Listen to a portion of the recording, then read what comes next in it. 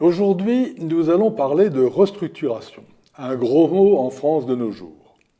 On restructure un bâtiment, un homme se restructure mentalement, mais une entreprise, non. Il faut se battre contre cette image. Pour le développement de l'emploi, pris dans sa globalité, l'entreprise, qui est un corps vivant, doit se restructurer en permanence. Voyons comment. Une croissance trop faible, ou au contraire, un développement trop rapide, la mise à niveau dans la perspective d'une fusion, toute entreprise, même saine, même bien dirigée, avec de bons produits, peut se trouver confrontée à des problèmes. Chute des ventes, capacité de remboursement obérée, restructuration administrative ou réglementaire. L'apparition de difficultés peut être liée à de nombreuses causes.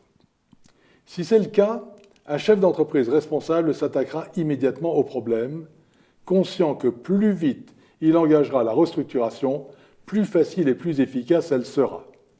Il ne faut d'ailleurs pas hésiter à surcorriger car, comme pour la partie immergée d'un iceberg, on n'évalue jamais à son juste niveau l'ampleur des difficultés à venir. Une restructuration, c'est d'abord branle-bas de combat, tout le monde sur le pont, il n'y a qu'à mettre à bord après Dieu. L'entrepreneur devra démontrer immédiatement ses qualités de leader en faisant taire les querelles internes, en informant en toute transparence l'ensemble du personnel de la situation et en agissant sans tarder. Et si, au-delà des réductions de toutes sortes, frais généraux, production, achats, etc., il faut aussi réduire les effectifs, il s'y engagera immédiatement et sans complexe dans le respect des lois et des textes, tout en manifestant sollicitude et empathie vis-à-vis des salariés touchés. Une restructuration est aussi l'occasion de mobiliser les partenaires de l'entreprise, clients, fournisseurs, actionnaires, établissements de crédit, car, bien conduite, elle va toucher à tous les paramètres de son fonctionnement.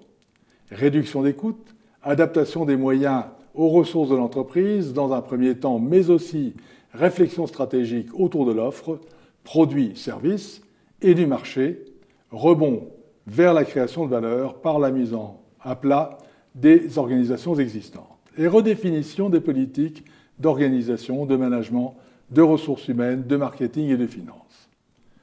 Pour réussir, une restructuration doit s'effectuer sans faux-semblant et selon un timing précis, dans la sérénité, mais sans perte de temps. Il est souvent bien tard quand un dirigeant se résout à restructurer. C'est alors dans la douleur et en prenant des risques insensés qu'il s'y attelle. Car un entrepreneur brillant, qui a bien réussi sa croissance, n'est pas forcément un capitaine de gros temps. Il aura donc intérêt à s'entourer, pendant cette phase de mutation, de spécialistes rompus aux méthodes et aux moyens à utiliser pour obtenir des résultats rapides. Outre la connaissance des techniques à employer, leur présence lui permettra aussi de rompre avec sa solitude en lui apportant l'échange et le dialogue nécessaires au maintien d'un mental d'acier.